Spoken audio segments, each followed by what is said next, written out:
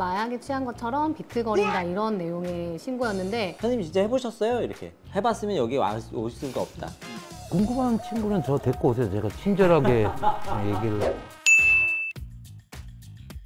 경기 남부경찰청 강력범죄수사대 마약수사학에 근무하는 조승현 경위입니다. 2009년 강력팀 형사를 시작으로 해서 14년 상반기부터 지금 현재까지 마약수사 업무를 맡고 있습니다. 수사 업무를 좀 하고 있기 때문에 얼굴을 좀 가리시는 양해 부탁드리겠습니다. 수원서부경찰서 여천계 근무하고 있는 학교전담 경찰관 정현정 경사라고 하고요. 117 신고 처리에 있어서 학생들하고 상담하고 소통을 하고 있고 소년범들을 선도 보호 연계하는 청소년들을 위한 여러 가지 활동을 하고 있다고 생각하시면 됩니다. 네, 저는 분당에서 밝은미소약국을 운영하고 있는 그 대표 약사고요. 경기도 마약퇴치운동본부에서 예방교육위원장을 지금 하고 있습니다. 초중고 학생들뿐만이 아니라 일반인 대상으로 하는 마약 교육이라든지 경각심을 많이 일깨워주는 이러한 활동들을 좀 하고 있습니다.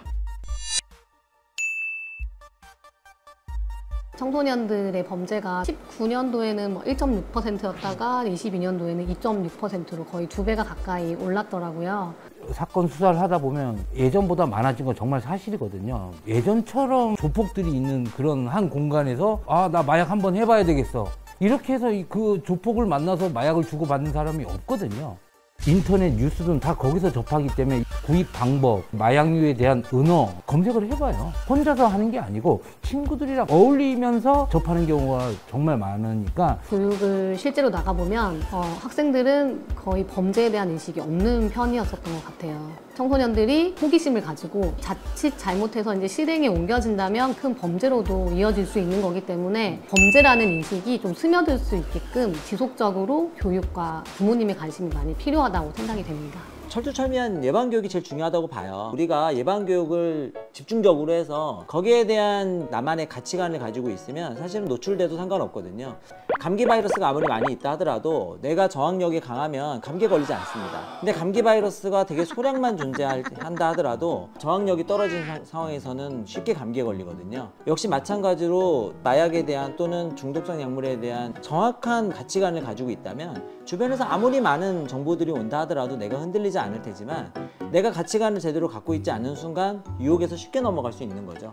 마약 교육 자체에 대해서 별로 부정적으로 생각하시는 좀 불안해하시는 분들이 종종 계시긴 한데 오히려 살짝 알면 호기심이 더 강해집니다. 제대로 알면 호기심이 오히려 줄죠. 부모님들이 걱정하시는 우리 애에게 괜히 뭐 마약 얘기해가지고 애가 집에서 마약 거요 이렇게 걱정하시는 부분보다 정확하게 개념을 잡게 해주는 게 훨씬 더 중요할 수 있습니다. 검거 위주로 활동을 하고 있지만 검거했던 친구들도 다 하는 얘기가 사전에 예방교육을 한 번이라도 제대로 들었으면 자기가 과연 이런 선택을 했었을까 후회를 하는 친구들도 많거든요. 저희가 나가는 학교폭력 예방 교육 같은 경우는 한 학기에 1회씩 의무적으로 하게 돼 있거든요. 그것처럼 이것도 약간 의무적으로 교육을 다 해서 이제 학생들이 개념을 잘 알고 오남용하는 사례가 없어지도록 제도가 좀 필요할 것 같습니다. 초등학교, 중학교, 고등학교 단계별로 설명하는 게 좀 틀린 거에 있는 건지. 초등학생들에게 사실 마약이라는 단어 자체를 꺼내기가 너무 조심스러워서 호기심이 일어나는 정도로 얘기하면 안 되기 때문에 사용하는 용어들을 굉장히 좀 난이도를 낮추고 남이 주는 것들을 함부로 먹으면 안 되고 부탁하는 거 함부로 들어주지 말고 이런 식의 이제 실생활에 좀 접하는 부분들에 대한 얘기들을 많이 해주고 있고요. 중고등학생의 경우에는 조금 더 전문적인 부분을 얘기해 줍니다. 중독에 빠지는 이유라든지 중독에 빠졌을 때 나타나는 뇌의 변화라든지. 중고등학생의 경우에는 저희가 좀 처벌 위주로 많이 얘기를 해요. 제복을 입은 이제 경찰관이다 보니까 단호하고 조금 경각심을 줄 수 있는 이것은 분명 예방해야 되는 부분이 맞지만 결국 이것도 범죄가 될 수 있고 이거는 처벌받을 수 있다는 그런 경각심을 조금 강하게 심어주는 식으로 교육을 진행을 많이 하고 있습니다. 궁금한 친구는 저 데리고 오세요. 제가 친절하게 얘기를. 네, 어떻게 처벌되는지. 네, 한번 제가.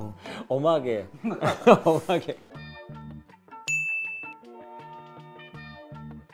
마약이라고 하면 우리가 아편이라든지 코카인 같은 천연식물에서 추출한 알칼로이드 이러한 것들을 모태로 만들어진 합성 마약까지 포함해서 마약이라고 부르고 있고요. 그 외에 중추신경에 작용해서 유해한 효과를 낼 수 있는 여러 가지 약물들을 향정신성 의약품이라고 분류하고 있습니다. 대마는 따로 분류되어 있는데요. 대마엽에서 추출한 여러 가지 알칼로이드 수지라든지 다양한 합성품들을 가지고 대마류로 구분하고 있기 때문에 이 세 가지가 모두 합쳐져야 마약류라고 구분된다고 볼 수 있겠습니다. 마약보다 조금 더 넓은 범위긴 하지만 인체 중추신경에 작용하는 것은 다 동일하게 작용되는 약물들이라고 볼 수가 있겠습니다.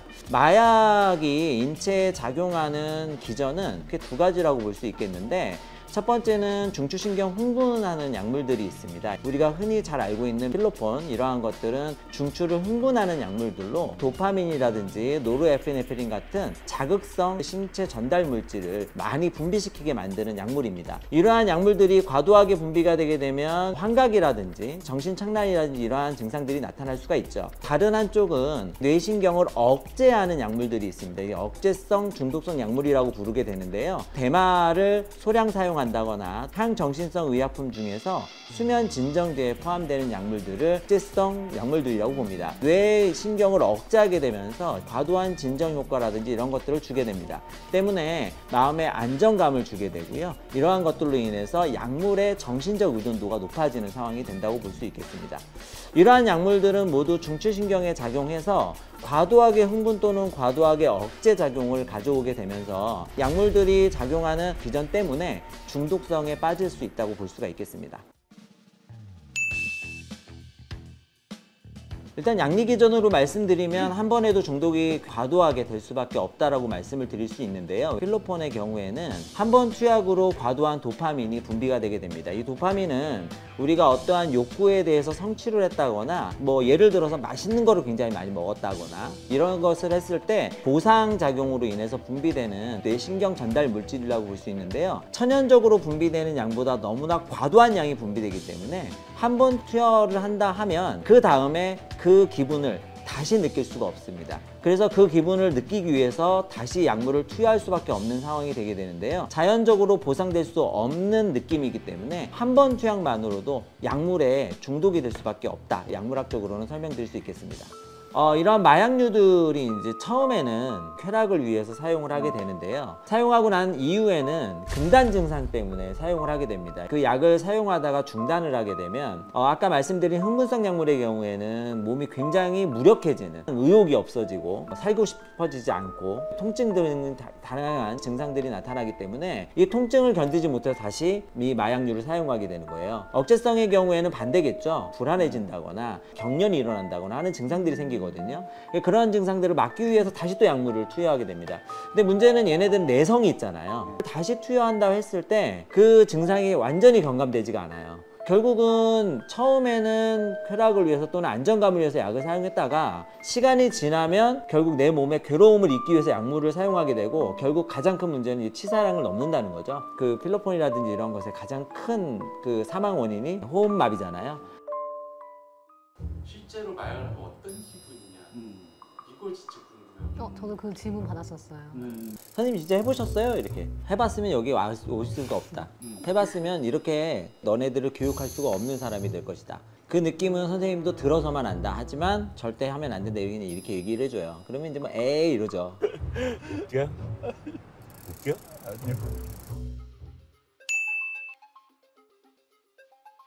여중생이 마약에 취한 것처럼 비틀거린다 이런 내용의 신고였는데 이제 온라인으로 약을 구입한 거였고, 그 감기약 성분에는 덱스트로메트로판 그 성분이 들어 있었다고 합니다. 20알을 과다 복용을 했고 부작용이 이제 환각 증상이었는데, 덱스트로메트로판이 환각작용을 유발하기 때문에 국내에서는 함량을 현저하게 줄여서 일반 의약품으로 출시가 되어 있는데, 감기약 같은 경우에도 이런 중추신경에 작용하는 약물들이 있기 때문에 그 약에 대한 오남용의 그 경각심을 일러주는 것도 중요하다고 저는 생각합니다. 사건을 수사하다 보면 그 의료용 마약류에 대해서 경각심이 너무 없는 것 같더라고요. 그걸 모르니까 이제 오용 남용하는 경우가 특히 많은데, 수면제, 졸피뎀 자체가 이 마약류의 그 향정신성 의약품에 속해 있는 걸 모르는 사람들이 너무 많아요. 살 빼는 약, 있죠. 펜터민. 네, 펜터민이라고 향정신성 의약품에 분명히 속해 있는데 이게 설마 마약류겠어? 약사가 주는 건데 먹어도 상관없겠지. 왜냐하면 의약품 형태로 나와 있잖아요. 그러니까 불법이라고 생각을 잘 안 하는 거예요. 펜터민 같은 경우에는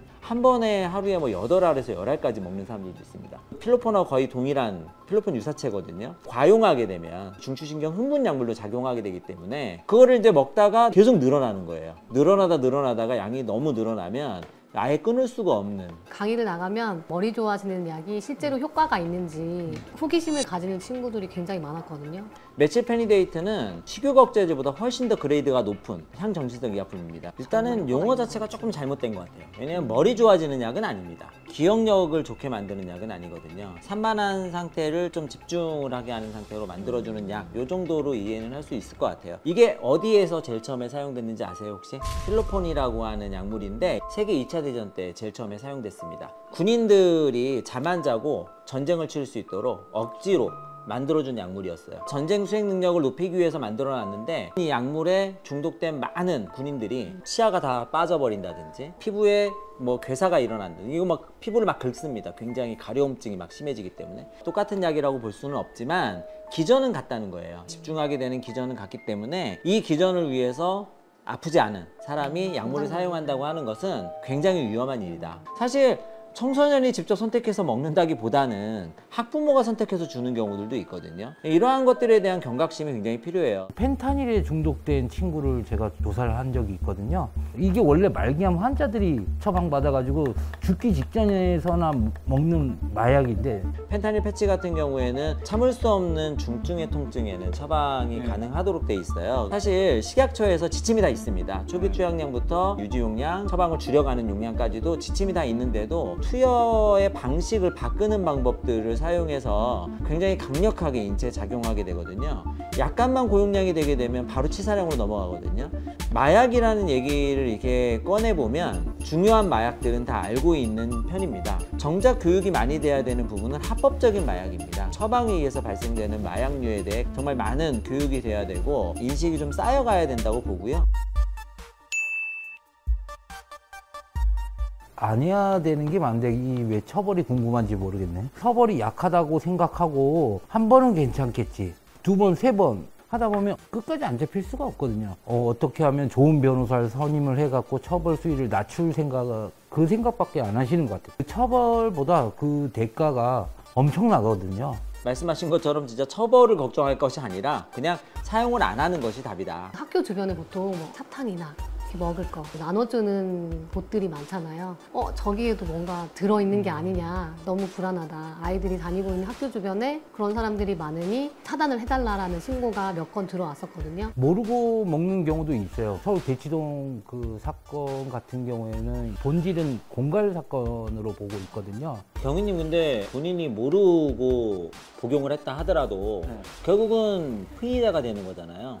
선생님 말씀했듯이 최근에 지금 접하는 경우가 클럽 등 그런 문화에 가게 되면 화장실을 갔다 온 사이 자기가 먹었던 요기 음료에 무언가를 타가지고 먹는 경우도 있고 JWH018이라고 겉으로 보기에는 이제 액상 전자담배랑 거의 비슷하거든요. 카트리지에다가 액상대마나 합성대마를 섞어서 이제 피는 경우가 많더라고요. 그 전자담배, 액상담배를 권하면 또 이제 뭣도 모르고 이제 피게 되는 경우. 모든 마약류가 똑같은 것 같아요. 이게 JWH018의 합성대마, 마약류에 속해 있는 메트암페타민, 필로포니아 이렇게 하면서 접하는 사람은 없거든요. 폈던 게 뭐야? 다시 물어보면서 좋지 않았던 마약류였구나 이제 뒤늦게 이제 아는 경우가 많더라고요. 자식이 마약을 접했다 그러면 숨기고 싶은 경향이 있는 것 같아요. 정을 모르고 마약류를 접했을 때는 빨리 112에 신고를 해서 이 대처를 하셔야지.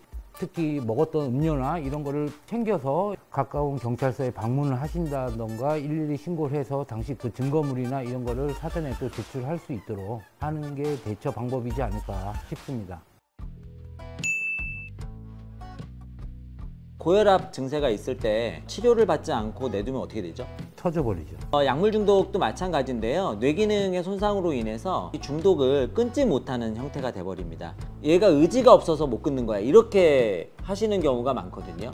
그런데 의지하고 전혀 관계없습니다. 정말 뇌가 병이 드는 상태이기 때문에 내 몸이 내 의지대로 할 수 있는 상황이 아니에요. 약물을 중단할 때 단약이라 그래서 확 끊는 방법이 아니거든요. 서서히 끊을 수 있도록 용량을 줄여가는 방법으로 해서 금단 증상을 최대한 줄이는 방법으로 치료를 하게 됩니다. 그래서 가둬놓고 뭐 못 나오게 한다거나 이렇게 하는 방법들은 굉장히 오히려 위험한 방법이 될 수 있기 때문에 혹시나 노출이 됐다면 꼭 전문기관의 치료를 받으셔야 됩니다. 이불을 뒤집어 쓰고 덜덜덜 떨어야지 이게 중독이 된 사람이구나 이렇게 인식하는 사람이 많거든요. 저 사람은 뭐 중독자야. 겉으로 보면 멀쩡하거든요. 빨리 치료도 빨리 스케일링을 받으면 다시 재생될 수 있는데 치료 시기가 늦어질수록 치료가 힘든 건 사실이지 않습니까? 과거에는 치료를 받게 되면 의사가 신고를 했어야 됐습니다. 지금은 이제 신고를 안 해도 되는 상황이죠. 그 치료를 받는다고 하더라도 사법당국에 연결이 되지 않기 때문에 전혀 알려주질 않고 그 상담받은 내역도 안 가르쳐 주더라고요. 그런 거를 또 염려하시는 학부모, 가족들이 있거든요.